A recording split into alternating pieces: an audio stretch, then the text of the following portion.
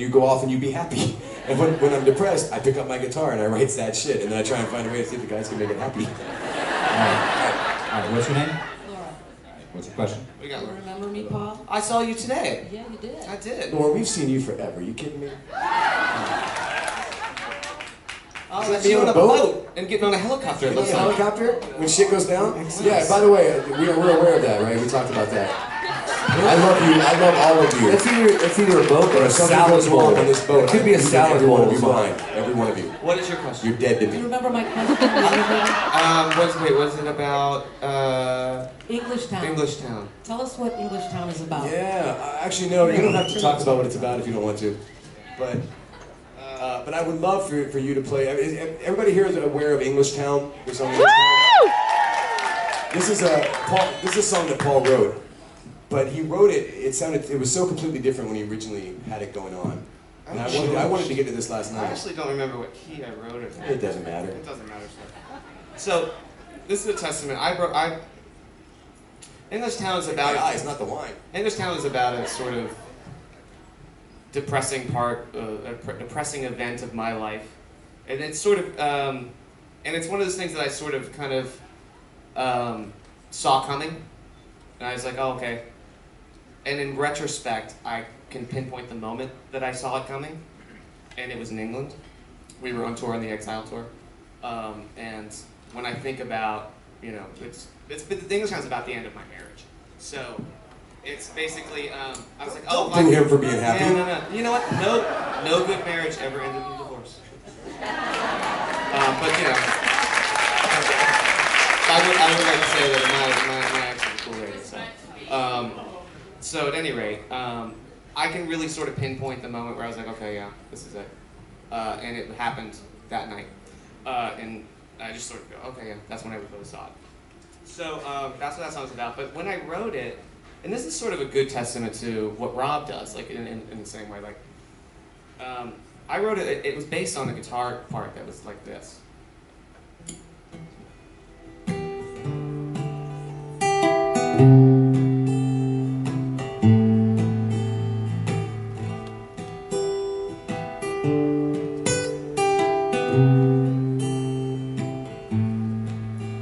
It's very swung. Sing a little bit. Oh, I don't hear that. I don't know if this is the. I don't think this is the key, but let's see. Come inside the air I breathe. Yeah, it's definitely not the key. While the band still plays. So the band is obviously yes.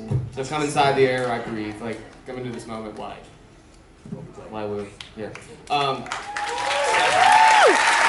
I came out to Rob and I go, I have this thing, and yes, I love that. And this is very kind of his version of doing what I did to him in Bent.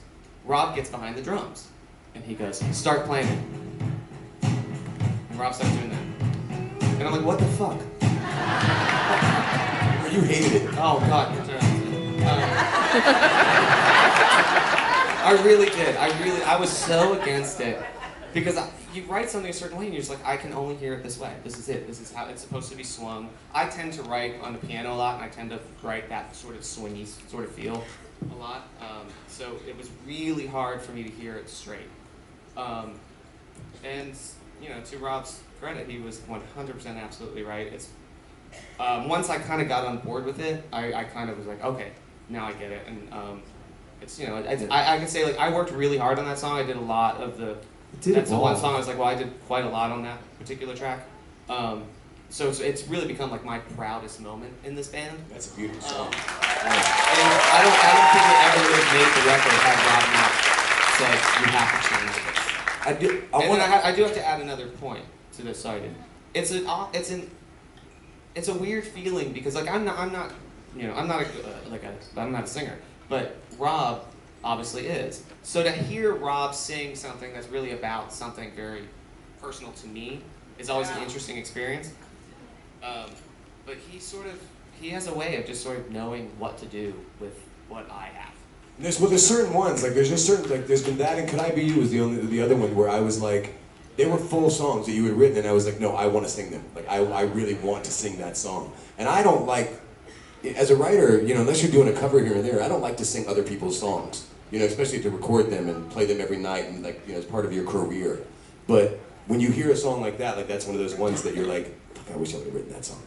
You know, I also want to add though, I think a lot of what we're talking about is really kind of like this complex web of what the recording ends up being. So sometimes the line between songwriting and arrangement, I think particularly in this band, get blurred very significantly. Because we're always kind of Exactly what the song is and exactly what it ends up being on the master recording, which is what you guys are going to end up knowing and loving. Actually, generally. you know what happens is when Pookie comes into the game, everything changes. That's when we start, like, all of a sudden, like, when it comes out of like, we're in our head world, when Pookie starts coming in, he starts laying down, and we know where the rhythm's I have going a to be. great example of this, actually. Can you pick up your bass for a second? We have this. That's a beautiful bass. How are we doing on time? I'm sorry. You have plenty.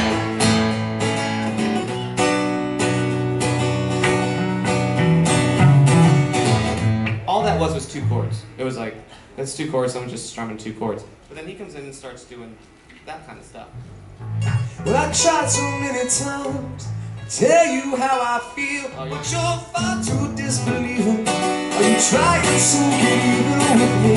Baby, once or twice, I wasn't there, I wasn't nice, but now I've got my shit together.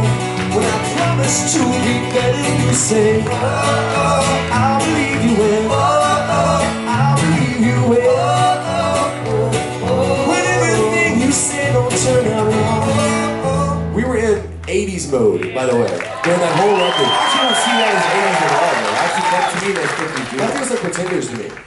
Or maybe like little guitar tones. By the way, this We right here, talked about that. this conversation is how everything that we do ends up. I hear it like this, I hear it like this, I hear it like this. You're fucking And it's wrong. awesome because we're all hearing the same thing, totally different. And Randall has a question. Randall has a I question. have no questions. All right. What's your name? Tara. Tara, you're all Tara. tatted up, sister. You look good. Yeah, Tara's a songwriter. I am. I'm from Missouri, and my question is, early in your career, did you ever experience writer's block? And if so, All the time. how do you Still, every day. overcome it? Yeah. What's the You best know, way? you know what it is? You stop calling it block, and you just call it times you're not meant to be writing right now. You know what I mean? Like there's a thing where like sometimes I believe like there's times where like you'll spend your life and like it's the time of the year where like you know that you're working on a record, and I do believe in trying to make yourself go downstairs, get in the studio, and fish and wait for something. You know what I mean? Yeah, yeah. But there's sometimes where I'll go a month, 2 months, and not write anything at all because it's not in my head, I'm not feeling anything, and then you realize that during that time that you're not writing, you're living the life that you're going to write about later. You know what I mean? Yeah, I also think it's incredibly important. Actually, I learned this from him. I mean, obviously, you know, Rob Thomas. So, like, you know, I personally came up to songwriting a little later in our career, so I learned a lot about songwriting from working with him. And one of the most important things that I picked up was, like, you can't judge something when it comes out. Oh, you guys are cute. You can't judge it when it comes out. You just have to let it be what it is, and then come back and work on it later. If you don't like it, fine, you don't like it later. But if you judge it, then you've already put like this dark cloud on what you do. And it's not really your job to do that. Definitely not at that point. Yeah, and also as a writer, don't worry about anything else other than your inner voice. You know what I mean? Like you got to write for you first, and then collect all these songs that you wrote for you, and then you can worry later on if other people are gonna like them or not. You know? All right. I just want to say, after this, I'm going upstairs, so Okay. find me up there. All right. He's coming up, ladies. What's your name? Jojo. Hey, JoJo. Hi. You look like a JoJo. I do. I'm from Cali, and I'm really nervous. Hey, me too. I mean, Cali part. I'm not talking And your music moves me so much, and I mean, music in general moves me. But there's, certain songs that you play over and over again that really, you can relate to. And Soul is one of those songs that I can just listen to, and it's so me. And I just play it over and over again. I always wonder, what was your inspiration for that song? Soul was one of the first Let songs. me tell you. Soul was one of the first songs that we all wrote together. Yes, that was actually the first song that we wrote. Yeah. Because I everything, think- like up until then, I was just bringing in songs. Yeah. And then this is the first time like Kyle came in with something, and we were like, we heard it, we really loved it. We're like, oh, let's write something. What we should write. I'm gonna sound like a total ass. I don't really like the chorus, the way the song happened, and I'll explain the way the song happened to me. Really? Yeah.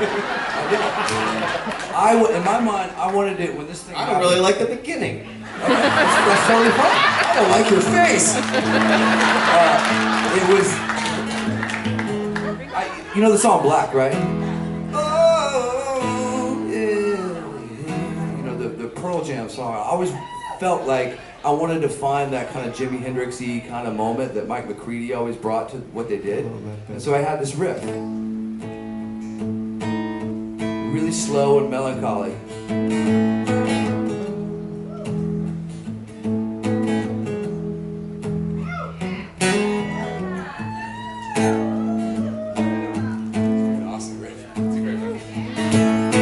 I take back what I said. I like it.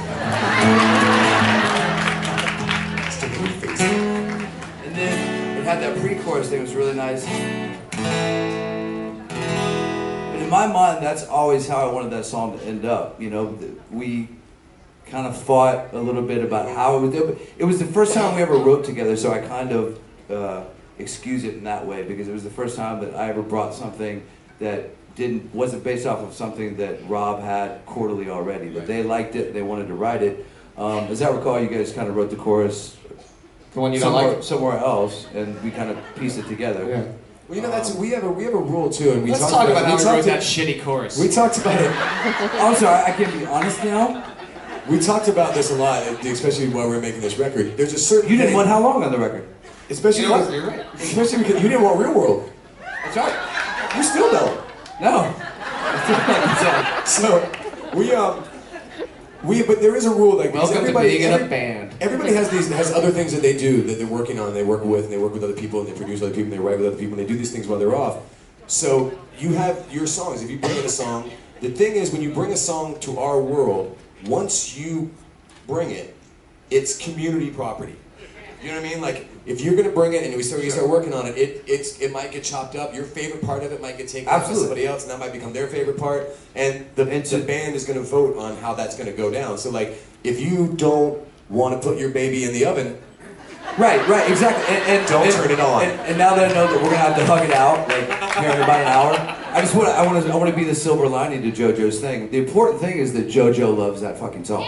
That's the important thing, right? Not that it could have been the Black that it never was to me. You know what I mean? Like, so I realize that that's the important thing. okay, Randall, what's up? Where you at? I'm up here, buddy. I cannot see you. Randall, Trust me, I'm up here. let's go to Randall in the deck. Randall, what's going on up there? What's going on up in the deck, Randall? Hey, what's your name? Hey, you're like Christina Milan in The Voice. She's always up there. All right, Chloe, what's your question? Well, first of all, I want to let you guys know that me and my mother-in-law are the ones who won your contest online. Oh, wow! Congratulations. I want to thank you so much for this opportunity. You having a good time? To be here. Huh? You having a good time? Oh my God, we're having a blast. Is everybody having fun so far, by the way? Just enjoy it? If not, this would be a huge failure. Really, that's kind of the whole idea. Okay, and this is probably a pretty cliche question, but I never fully understood your inspiration behind 3 a.m. Oh, you know, 3 a.m. was actually, I consider the first song that I ever wrote that I liked. Like when you start off, like I started off when I was like 17, 14, 15, writing songs about love and loss. I'm 14 or 15, like I don't know yet. I've never loved or lost anything. Trust me, right now everything feels really, really important. Later on, you're gonna be like, oh my God, I was safe. So, but I would write like really bad songs that sounded like bad Lionel Richie songs. It'd be like, how long can a dream last? And like, because I was really just writing to try and pick up girls. Like that was the only thing that I was doing. The idea was I didn't know anything about sports or cars, and I lived in the South. And so the only way that I was ever gonna get laid is if I learned a skill, and I learned how to play piano so that I could come to parties and pick up girls. So, 3 a.m. is like the first song that I wrote and felt like I thought other people might want to do it. It's actually one of the things that made me feel like, oh, I think I want to do this. And it's stuck around with us for a long time because when me and Paul and Pookie were together in Tabitha's Secret, like in '93, it was one of the reasons that band came together because I pulled it out for one of the other guitar players that used to be in it, John or Jay, one of them. and it played this song, and they're like, it's a good song, we should start a band. And I was like, okay, let's start a band. I will also point out that this is the first thing, and I think Pookie the same way. Yeah. They had already recorded a demo version of this when Pookie and I showed up to 20 years ago. audition for this band on the same day. Same day. This was Tabby the Secret, and He that thought I was the and singer. I was sort of like, I answered Nat and said like, influences, replacements, and REM. This guy who answers the door is like, you don't know either of those bands. Right, because I wrote the ad. Yeah, but he wasn't there. So I was like, I don't know. But then they were like, well, here's our songs, and that's the first song I ever heard. It's the first time I ever heard Rob sing was the demo of that song. And Paul almost walked out when he met the other guys in the band, because we didn't have Kyle and him, and Pookie wasn't there yet. It was just this other guitar player who's an asshat. Oh, by the way, when Pookie showed up, I was like, well, he's got to be the singer. He's like the cool thought looking I one. was the singer. Yeah, because he was the cool looking one. But then we came in, and once we came in, me and Paul, like, immediately, it was like Step Brothers. We walked in, we talked for like 10 minutes, and we're like, did we just become best friends? Yes. Sorry, we totally jacked your story. But 3 AM though it's actually about when I was probably 12 years old. My mom had cancer, and it was about being that young with these big responsibilities and having to deal with those kind of things at a young age that you normally wouldn't have to deal with. And so, and I think it all centered around the idea she only sleeps when it's raining, because I don't know if you've ever had to deal with that in your life, and I, bless you if you did. But chemotherapy, it takes a lot out of you, and there's a lot of sleeping and a lot of long days. And so I had this, I lived in Florida, and so I had these, these long summer days where it was just raining and my mom always asleep and just trying to take care of her. And so the song kind of came out of that. All right. What you got, Randall? Not feeling good. In the million seats. Okay. All right, what's your name? My name is Gail from Chicago. Hey, Gail from Chicago. All right, what's your question, Gail? Okay, this is a Pookie question. Hey, Yeah. how you doing? Chicago. Gotcha. See ya. Okay. Green. Love your bass playing, have always loved it. Love how you dance with your bass. We all do. I read an article a couple of years ago that, I don't even remember how old it is, but it talked about, you had said you were learning other instruments to go along with playing the bass. Sure. Mandolin, things like He that. plays the Are you still planning ukulele. to do that and incorporate it with the band? He actually Yeah. did. Yeah, I did. There's a ukulele on I Will that Yeah, Pookie plays. I'll play it tonight. Just see you. Excellent, thank you. He also, there's been times where I remember we used to do a version, one of the I play a 3 little versions guitar. of Hang Ago, Yeah. where he used to Play play a little guitar on guitar. it. Yeah. But you have these like bluegrass sessions at your house, right? Don't you have like a bunch of bluegrass players? That come? Anyone I could find to jam with is. Yeah. Pookie has the Whoa, most I fascinating didn't- life outside of Well, the hold band up of though. any of us. Is that true? You have bluegrass Well, jam sessions? You're not Miami? I'm really stretching there. No, I love the. I love the. there's like It is a I bit. love the idea of your It's a bit more 50s country, Beatles. I thought you guys in Miami just listened to Jimmy Buffett. I know, right? That's the I Antichrist. had no I thought. idea. I'm learning from I have a question. Randall Slavin has a I have a question. question. What is your question? Is there any songs that when you were making records, one of you had to fight to get on the record and ended up becoming something that you never thought it would? You understand? Well, I mean, I like the first record you can take out of this question because we had basically that amount of songs. Yeah, I wrote 12 songs and Yeah. put them on a record. So there was no arguing what was.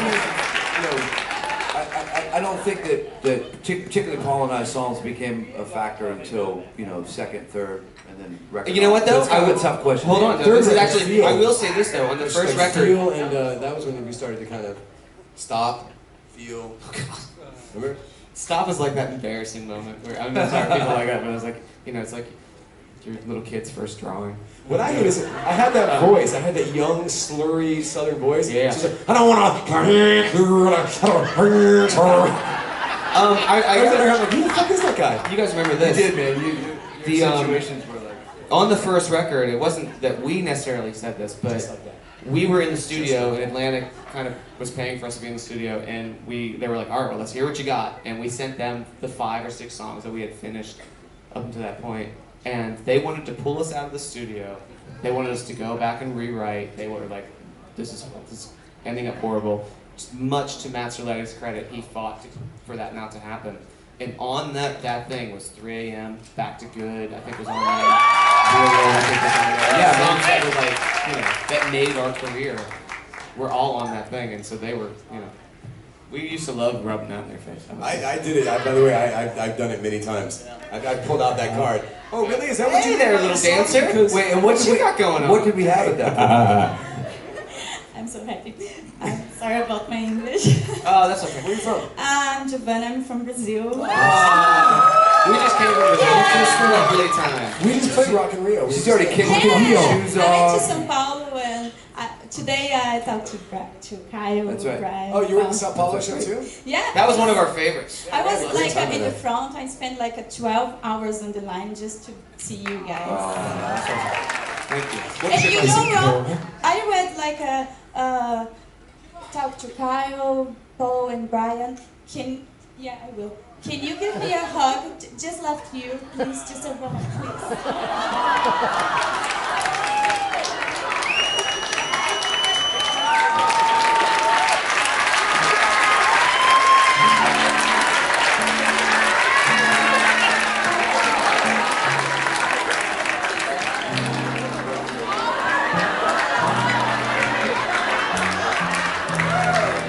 We need him back. We need him back. I feel like Tony By the Robbins. way, we all have that reaction.